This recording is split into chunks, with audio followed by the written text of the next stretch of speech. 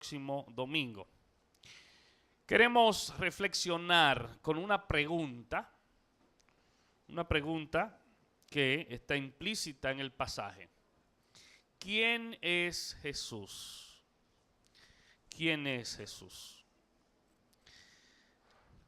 Y una pregunta que todos nosotros debemos responder o hemos respondido, no necesariamente con palabras, sino con nuestra vida, con nuestro accionar. Es una pregunta para la cual tú y yo hemos dado algún tipo de respuesta.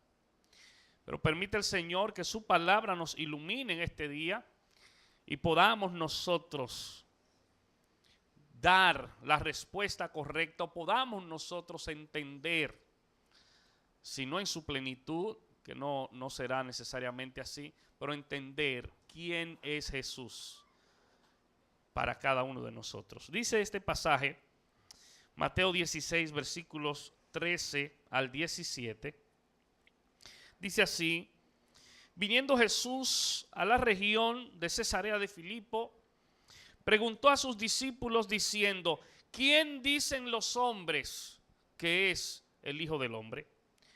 Ellos dijeron: unos Juan el Bautista, otros Elías y otros Jeremías o alguno de los profetas. Él les dijo: ¿y vosotros quién decís que soy yo? Respondiendo Simón Pedro dijo: tú eres el Cristo, el Hijo del Dios viviente.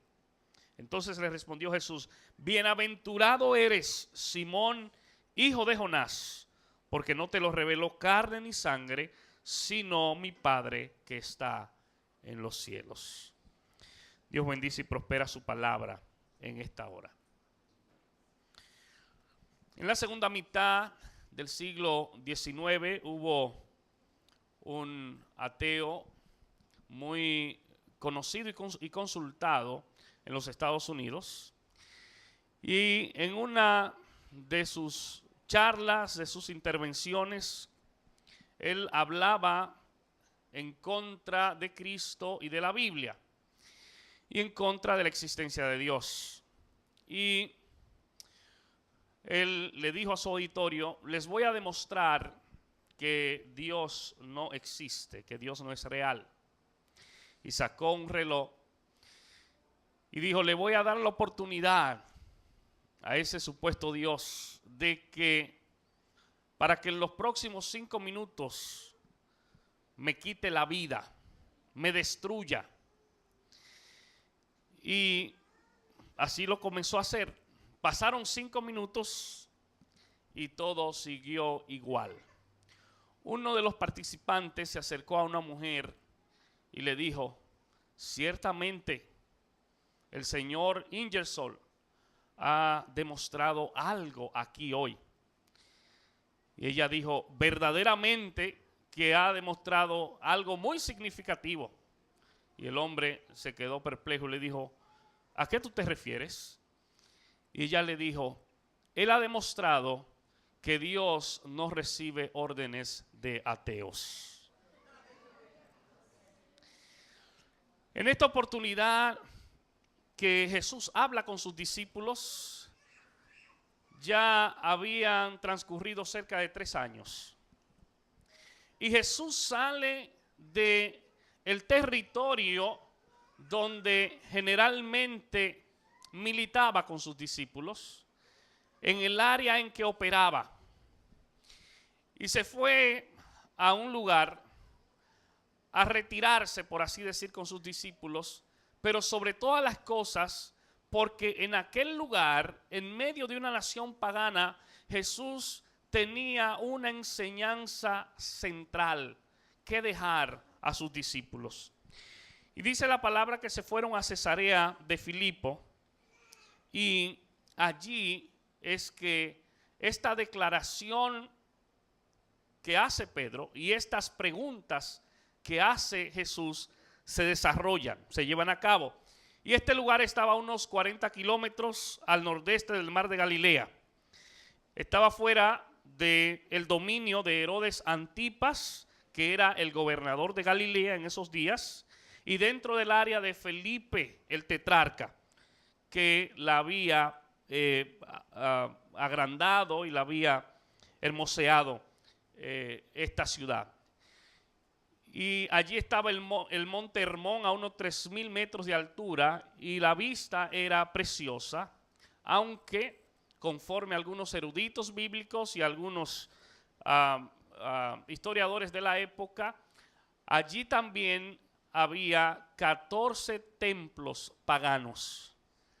Era una ciudad completamente pagana y llevaba el nombre de Cesarea por Augusto César y Cesarea de Filipo también por su fundador. Pero ese es el lugar que Jesús escoge para hacer dos preguntas a sus discípulos. Una pregunta que tiene carácter indirecto porque tenía que ver con la opinión de los demás, y una pregunta que era directa, una pregunta que los confrontaba y que cada uno de ellos debía tener una respuesta para esa pregunta. Y en ese versículo 13, Jesús a sus discípulos les pregunta: ¿quién dicen los hombres que es el Hijo del Hombre? Y cuando habla del Hijo del Hombre se está refiriendo a sí mismo, porque Jesús se identificó con la raza humana y Jesús fue un hombre como nosotros, pero sin pecado. Y la verdad es que Jesús realmente fue más que un hombre, y a eso se debe la declaración de Pedro en ese lugar. Por cierto, hubo ya hace algunos años una novela conocida por muchos, llamada El Código Da Vinci, donde su escritor, Dan Brown, uno de sus argumentos era que los evangelios fueron seleccionados con el propósito de engañar y de ocultar verdades, y entre ellas con el propósito de hacer de Jesús una persona divina y no darle el carácter de hombre, de humanidad. Y eso lo que refleja es el gran desconocimiento de Dan Brown de las Escrituras, porque Jesús se identificaba como el Hijo del Hombre. En 78 ocasiones aparece ese término. Pero se identificaba con ese término porque eso era en parte respuesta a las profecías que hablaban del Hijo del Hombre, especialmente una profecía que tenía que ver con el profeta Daniel. 6 siglos antes de Cristo, en el año 586, Israel fue tomada cautiva por Babilonia y cientos de miles fueron llevados cautivos, entre ellos Daniel siendo un jovencito. Y en aquel lugar, en aquella nación, Dios le dio una visión a Daniel, una visión sobre los próximos 4 reinos mundiales que iban a levantarse a partir de ese momento, incluyendo Babilonia, hasta el nacimiento del Mesías, hasta el nacimiento de Cristo. Y en esa visión Dios muestra los reinos en forma de animales, en forma de bestias, y a Babilonia, que estaba reinando en ese momento, la muestra como un león. Luego los medopersas, que fueron los que conquistaron a Babilonia, lo muestra como un oso. Luego a los griegos lo muestra como leopardo. Y por último a los romanos, dice Daniel, que su aspecto era espantoso y terrible. Y eso fue una profecía que se cumplió a cabalidad. Y en ese entonces que Daniel tiene esa visión, para ese entonces Grecia no era un imperio. para ese entonces tenía ciudades, estados separadas cada una. Ahí estaba Esparta, separada de Corinto, y también había separación entre con la ciudad de Atenas. Sin embargo, al transcurrir el tiempo, fueron formándose, y el hecho de ver a Grecia como un leopardo tuvo que ver en gran medida con la manera en que Alejandro el Grande, hijo de Filipo de Macedonia, el fundador, el que reagrupó a Grecia, en 12 años conquistó a todo el mundo conocido. Sin embargo, luego los romanos lo conquistaron. Pero en esa visión, en ese cuarto reino que tenía que ver con Roma, la visión fue que concomitantemente con ese reinado se iba a levantar otro rey, pero un rey diferente. Y en la visión Daniel dice que ese rey era como hijo de hombre. Así que no era un término descabellado ni antibíblico cuando Jesús se refería a sí mismo como hijo de hombre, sino que sencillamente estaba confirmando lo que los profetas ya con anticipación acerca de él habían hablado. Y vemos que en esa visión los reinos fueron presentados como reinos bestiales. Por cierto, nosotros vemos que los reinos de los hombres muy a menudo son reinos crueles y son reinos brutales, pero había un reino que era diferente. Aquellos tenían limitaciones geográficas y limitaciones de tiempo, pero este nuevo reino que Daniel vio en esa visión era un reino de dominio en todos los lugares, y era un reino eterno, y era un reino, claro está, humano, porque era el Hijo del Hombre, era Cristo mismo el rey de ese reino que Dios le presentó a Daniel. Y él dice, ¿quién dicen los hombres? Y uno se pregunta a veces, para consumo de Jesús, ¿tenía importancia lo que la gente decía? ¿O desmeritaba o quitaba su rol mesiánico la opinión de la gente? Claro que no. Yo quiero decirte que no importa lo que tú y yo pensemos de Dios, Él sigue siendo Dios. No importa cómo tú y yo queramos actuar, Dios seguirá siendo Dios. Él era Dios antes de tu nacer, Él era Dios antes de tus padres nacer, Él seguirá siendo Dios después que tú mueras. Él sigue siendo Dios. Sin embargo, para el hombre sí es vital la respuesta a esa pregunta. Para ti y para mí sí es sumamente importante cómo podamos responder a esa pregunta. Y al igual que aquellos días, hoy en día también la gente tiene diferentes concepciones, diferentes opiniones acerca de Jesús. Les voy a decir solo algunas de algunas sectas o algunos movimientos o algunos grupos filosóficos. Hay un movimiento que se llama Ciencia Cristiana, que para ellos Jesús no es el Cristo. No sufrió ni pudo haber padecido por los pecados. No murió en la cruz, no resucitó físicamente. Él no regresará de manera literal, dicen ellos.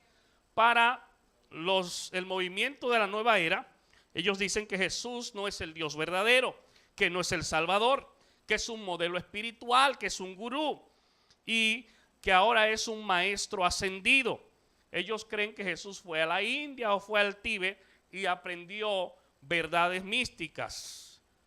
Para el Islam, Jesús es uno de sus más respetados profetas dentro de los 124,000 profetas que envió Alá. Y ellos dicen que Jesús no era Dios y que Dios no era Jesús, que Jesús no fue crucificado. Y ellos dicen que Jesús y no Mahoma, en el tiempo del fin, en el día del juicio, será enviado para convencer a los cristianos que se vuelvan al Islam.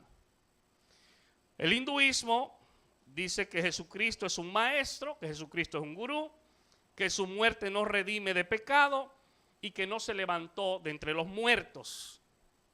Los Hare Krishna ven a Cristo como un maestro vegetariano iluminado que enseñó la meditación y dicen que no es la encarnación de Dios. Y el budismo, en el budismo lo ven como un maestro iluminado, pero que no es Dios. Y así hay cientos de opiniones acerca de Jesús. Pero esas son opiniones independientes, esas son opiniones que son o deben ser diferentes a las nuestras. Hubo un reconocido teólogo llamado Karl Barth que daba clase en Princeton. Y en una de sus clases, un estudiante se levantó, le dijo: profesor, ¿usted no piensa que Dios se ha revelado a otras religiones, no solo al cristianismo? Y este profesor, con mucha serenidad, dejó con su respuesta atónito al público, cuando él dijo: no, Dios no se ha revelado a sí mismo a ninguna religión, incluyendo al cristianismo. Y él dijo luego: Dios se ha revelado a sí mismo en su Hijo. Dios se ha revelado a sí mismo en Jesús. Ahora, hermanos, es sumamente importante la respuesta que tú y yo damos a esta pregunta de quién es Jesús, porque la verdad es que nos convertimos en lo que creemos y en lo que adoramos. Nos convertimos en lo que creemos y en lo que adoramos. Juan Calvino dijo en una ocasión: el corazón del hombre es una máquina fabricadora de ídolos. Cuando uno de esos ídolos se saca, inmediatamente trabaja para sustituirlo con otro. El corazón, la tendencia del hombre es a buscar y tener sus propios ídolos. Entiéndase, quitar el lugar que le corresponde, que le pertenece a Dios, y poner cosas o personas en ese lugar. Y en ese sentido, el salmista en el Salmo 115, los versículos hasta el 8, desde el 1, con claridad nos dice que el hombre se convierte en lo que adora. Miren lo que él dice: no a nosotros, oh Jehová, no a nosotros, sino a tu nombre da gloria, por tu misericordia, por tu verdad. ¿Por qué han de decir las gentes: ¿dónde está ahora su Dios? Nuestro Dios está en los cielos. Todo lo que quiso ha hecho. Los ídolos de ellos son plata y oro, obra de manos de hombres. Tienen boca, mas no hablan. Tienen ojos, mas no ven. Orejas tienen, mas no oyen. Tienen narices, mas no huelen. Manos tienen, mas no palpan. Tienen pies, mas no andan. No hablan con su garganta. Y oiga lo que dice: semejantes a ellos son los que los hacen y cualquiera que confía en ellos. ¿Escuchó eso? Semejantes a ellos son los que los hacen y cualquiera que confía en ellos. Te conviertes en lo que adoras. Y Pablo habla un poquito acerca de eso en Romanos 1:25, cuando dice: cambiaron la verdad de Dios por la mentira, honrando y dando culto a las criaturas antes que al Creador, el cual es bendito por los siglos. Amén. Fíjense cómo el salmista entiende la grandeza de Dios, pero nos habla el Señor con claridad que tú y yo llegamos a ser lo que adoramos. De ahí la importancia de la respuesta que damos a la pregunta: ¿quién es Jesús? El escritor A.W. Tozer, en su libro The Knowledge of the Holy, el conocimiento del santo, él dijo: ninguna sociedad se ha levantado por encima del concepto que ellos tengan de su religión. Y dijo: ninguna religión se ha levantado por encima del concepto que ellos tengan de Dios. ¿Y sabes qué? La India es un ejemplo de esto que está diciendo Tozer. En el 2004 aproximadamente tenían 1.100 millones de habitantes. Y en aquel entonces también tenían más de 180.000 millones de cabezas de ganado.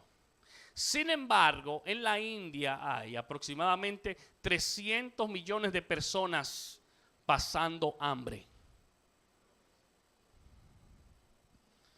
Yo calculé, le toca cerca de 160 animales por persona. Pero fíjense, Mahatma Gandhi en su obra Hindú Dharma, en la página 110, él dijo: la manifestación externa más importante del hinduismo es la protección de la vaca. Y en la página 118 él dijo: nadie que no crea en la protección de la vaca puede ser un hindú. Y no solo eso, ellos adoran también las ratas. Y hay, y es una estimación, más de 3.000 millones de ratas. Uno de los países más productores de granos, las ratas se comen cerca de 1/3 de lo que ellos producen. Y ellos no le hacen nada porque la adoran. Ahí hay una evidencia muy clara de que nosotros actuamos y nos convertimos en lo que creemos. Y sencillamente, para ellos las vacas y las ratas son más importantes que las personas. Y en el versículo 14 hay una respuesta del contexto de aquel entonces con relación a Jesús. Ellos dijeron: unos Juan el Bautista, es decir, algunos dicen que tú eres Juan el Bautista, otros Elías y otros Jeremías o alguno de los profetas. Fíjense cómo hay diversidad de opiniones acerca de Jesús. Por cierto, hay opiniones muy honorables acerca de Jesús, pero que están muy lejos de la verdad. Así que, en sentido general, había confusión en medio de ellos. Juan 10, versículos 19 en adelante, aquí vemos opiniones encontradas acerca de Jesús. Dice: volvió a haber disensión entre los judíos por estas palabras. Muchos de ellos decían: demonio tiene, hablando de Jesús, y está fuera de sí, porque le oís. Decían otros: estas palabras no son de endemoniado. ¿Puede acaso el demonio abrir los ojos de los ciegos?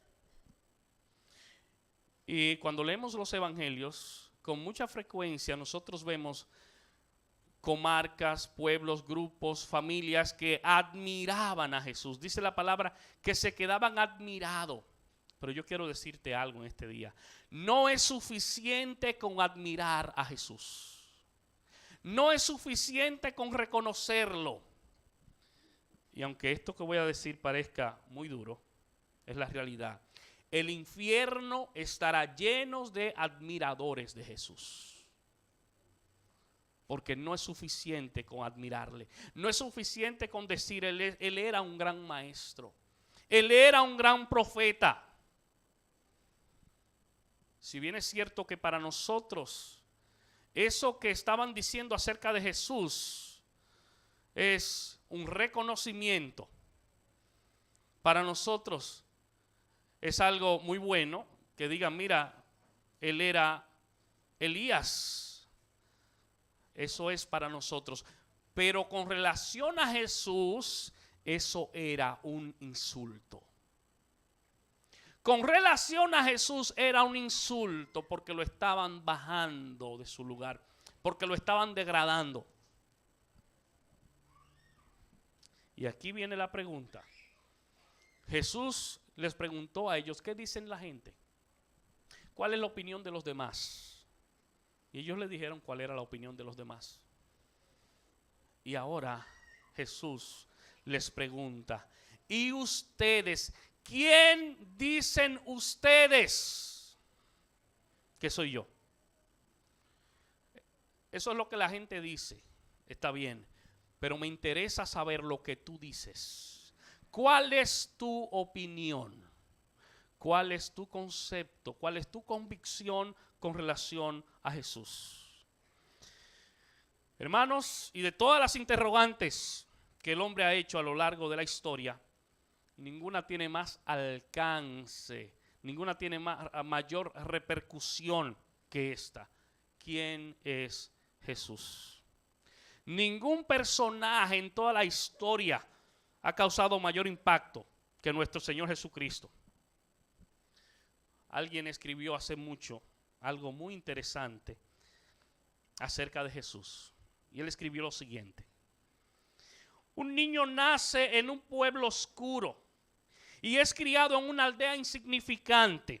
Hasta que tuvo 30 años, trabajó en un taller de carpintería. Y luego por 3 breves años como un predicador ambulante. Nunca escribió un libro, nunca tuvo una oficina, nunca levantó un ejército, nunca tuvo una familia propia. Nunca fue propietario de una casa, nunca fue a la universidad, nunca viajó de su lugar de nacimiento por más de 300 kilómetros. Reunió un pequeño grupo de amigos alrededor de él, a quienes les enseñó su forma de vida. Siendo todavía un hombre joven, la marea de la opinión popular se volcó contra él. Uno de los suyos lo negó, otro lo traicionó. Fue entregado a sus enemigos, tuvo que pasar por una burla de juicio y luego fue clavado en una cruz entre 2 ladrones. Y después de muerto fue colocado en una tumba prestada por la bondad de un amigo. Estos son los hechos de su vida humana. Hoy miramos atrás, 2000 años después, y preguntamos, ¿cuál es el rastro que ha dejado este hombre después de los siglos? Cuando tratamos de resumir su influencia, todos los ejércitos que han marchado, todos los parlamentos que alguna vez se han congregado, todos los reyes que alguna vez han reinado son absolutamente insignificantes en su influencia sobre la humanidad en comparación con esta vida solitaria. Cristo dividió el curso de la historia. Por Cristo estamos aquí hoy. Por su vida, por su influencia, estamos aquí hoy. 21 siglos han pasado desde su nacimiento y la persona de Jesús continúa ejerciendo influencia en millones y millones de personas en el mundo entero. Pero fíjense, este versículo enseña que el descubrimiento de Jesús debe ser un descubrimiento personal y no colectivo. Porque lamentablemente a veces nos dejamos arrastrar por las masas o por las opiniones generalizadas. Pero esto es o debe ser un descubrimiento colectivo. Cuando Pilatos le preguntó a Jesús si él era el rey de los judíos, Jesús le contestó en Juan 18:33. ¿Dices esto por ti mismo o te lo han dicho otros de mí? ¿Tú lo dices por tu propia convicción? ¿Tú lo dices por tu propia vivencia? ¿O lo dices porque otros lo han dicho? Y ese mismo pasaje podemos darle otra aplicación. Y tiene que ver a veces con creer lo contrario a la palabra, que muy a menudo no necesariamente ha sido un análisis personal, que muy a menudo no ha sido una conclusión personal, sino que escuchamos que otro dijo algo y sencillamente lo repito sin confrontar, sin confirmar eso que me han dicho. Así que una confesión correcta de quién es Jesús es fundamental para la salvación. El apóstol Pablo en su carta a los Romanos capítulo 10, versículos 9 y 10 dice: si confesares con tu boca que Jesús es el Señor y creyeres en tu corazón que Dios le levantó de los muertos, serás salvo. Y se confiesa con la boca porque de la abundancia del corazón, dice la palabra, habla la boca. Ahora, yo quiero decirte en este día que el cristianismo no consiste en saber acerca de Jesús. Tú puedes saber toda la historia de Jesús. Tú puedes saber todo lo que dice el Antiguo Testamento de Jesús. Pero no consiste en saber, sino en conocer a Jesús. Tiene que ver con una relación. No es meramente conocimiento. Tiene que ver con una relación. Juan capítulo 17 y versículo 3 dice: esta es la vida eterna, que te conozcan a ti, el único Dios verdadero, y a Jesucristo, a quien tú has enviado. Esa es la vida eterna, que te conozcan a ti. Y no importa el sitial que nosotros coloquemos a Jesús. Lo importante es que podamos someternos. Lo importante es que podamos postrarnos ante Él como el Mesías. Podamos postrarnos ante Él como el Dios encarnado. Porque sencillamente, si esa no es nuestra decisión, estamos tomando en vano estas palabras. Hermanos, este es el tipo de pregunta que nadie puede dejar de responder. Y para ti, ¿quién tú dices que es Jesús? Esa es una pregunta que nadie deja de responder. Al salir hoy por esa puerta, alguna respuesta hemos dado. No necesariamente porque lo vamos a hacer ahora, ¿verdad? Ojalá, si no estamos pensando correctamente de Jesús. Ojalá que si no estamos caminando conforme a sus propósitos, tomemos la decisión determinante de hacerlo. Pero esa es una pregunta que amerita una respuesta. Porque con relación a Cristo no hay neutralidad. No podemos decir yo como que medio creo. No. La palabra habla del camino estrecho y del camino ancho. No hay un camino intermedio. O estamos transitando por uno o estamos transitando por el otro. O vamos a un destino o vamos al otro. La palabra habla de la puerta. O hemos entrado o estamos fuera. Es imposible tener un pie dentro y otro fuera. Por eso esta pregunta amerita una respuesta. Dice Lucas 11:23, el que no es conmigo, hablando Jesús, contra mí es. El que no es conmigo, contra mí es. Y él dice, y el que conmigo no recoge, desparrama. No se puede estar en un término medio. Yo no puedo decir, bueno, yo ni recojo ni desparramo. No. Si no recoges, desparrama. No se puede estar en término medio. Y de ahí la importancia de la respuesta a esta pregunta. O a lo mejor tú dices, bueno, yo creo que Él era el Mesías. Creo que Él era el Dios hecho hombre. La pregunta es, ¿estás actuando en consecuencia? ¿Estás actuando lo que tú dices que crees? Porque si no, son meras palabras. Como pasó a algunos o como pasará a algunos en aquel día, que dice Jesús, capítulo 7 de Mateo, versículos 21 en adelante. Él dice: no todo el que me dice Señor, Señor, entrará en el reino de los cielos, sino el que hace acción, la voluntad de mi Padre que está en los cielos. Muchos me dirán en aquel día: Señor, Señor, ¿no profetizamos en tu nombre? Y en tu nombre echamos fuera demonios, y en tu nombre hicimos muchos milagros. Y entonces les declararé: nunca os conocí, apartaos de mí, hacedores de maldad. ¿Escucharon eso? Hay gente que va a venir a decirle: mira, yo hice esto o aquello, pero sencillamente no andaban en obediencia, sencillamente no caminaban conforme al propósito y a los planes del Señor.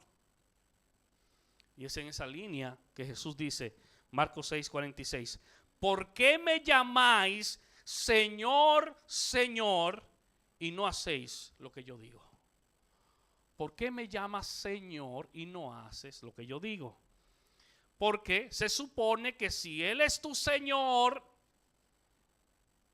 Él es tu amo. Tú eres su siervo. Tú eres su servidor. Y el siervo, el servidor, hace lo que su amo le manda. Pero Jesús está diciendo: no. Aquí hay una dicotomía, está diciendo Jesús. Aquí hay una contradicción. Me dicen Señor, Señor, pero solamente de boca. Me dicen Señor, Señor, pero no hacen lo que yo quiero que hagan. Por eso, en este día, con relación a esta primera parte, es de vital importancia que tú y yo estemos claros con relación a esta pregunta y a nuestra respuesta individual. Para ti, ¿quién es Jesús? Y esa pregunta implica no solo palabras, no solo teoría, sino también acción. ¿Quién es Jesús para ti? ¿Quién ha sido Jesús? ¿O quién será Jesús a partir de ahora en tu vida? Con relación a la respuesta que demos a esa pregunta, entonces tú y yo estaremos caminando hacia la eternidad con Dios o hacia la perdición fuera de Dios. Pero te aseguro que no hay un término medio. Permite el Señor que la respuesta nuestra sea en consonancia y a la altura de la respuesta de Pedro. Tú eres el Cristo. Tú eres el esperado. Tú eres el Mesías. Tú eres el Hijo de Dios. Tú eres. Y es interesante ver que la opinión de los demás de ninguna manera afectó la opinión de Pedro. De ninguna manera afectó la opinión de los discípulos. Porque lamentablemente somos muy influenciables y la opinión de otros con mucha facilidad desvía nuestra posición. Pedro dijo: esos son ellos que dicen eso de ti. Lo que yo digo es diferente a lo que ellos dicen. Ellos no están en lo cierto. Ellos te están degradando. Pero yo digo, dijo Pedro aquí, que tú eres el Cristo, el Hijo del Dios viviente. Y es por eso que Jesús dice: bienaventurado eres, porque no te lo reveló carne ni sangre. Y hay una parte sumamente importante que tiene que ver con la gracia, la misericordia y la intervención de Dios a través de su Espíritu Santo convenciéndonos de pecado, convenciéndonos de esta realidad, abriendo los ojos de nuestro entendimiento. Porque dice Pablo que el hombre natural no percibe, no ve las cosas que son del Espíritu de Dios, las cosas que son de Dios, porque para él son locuras, y dice Pablo, se han de discernir espiritualmente. No con los métodos científicos, sino con la manera en que Dios lo ha establecido en su palabra. Permite el Señor, amados hermanos, amados amigos, que en este día, o que este día para muchos de nosotros sea un día memorable. En el sentido de que a lo mejor no teníamos la respuesta correcta con relación a esta pregunta, y que la luz de Cristo esté resplandeciendo, esté iluminando nuestro entendimiento, para que podamos a partir de hoy comenzar a caminar conforme a los planes y a los propósitos de Dios. Recuerda que actuamos, llegamos a ser lo que creemos y lo que adoramos. Ojalá que tú y yo a partir de hoy podamos entronar, podamos tener en nuestras vidas al Señor como centro de nuestras vidas, al Señor como el guía, como el ayudador de cada uno de nosotros. Que sea Él capitán de nuestra barca a partir de hoy.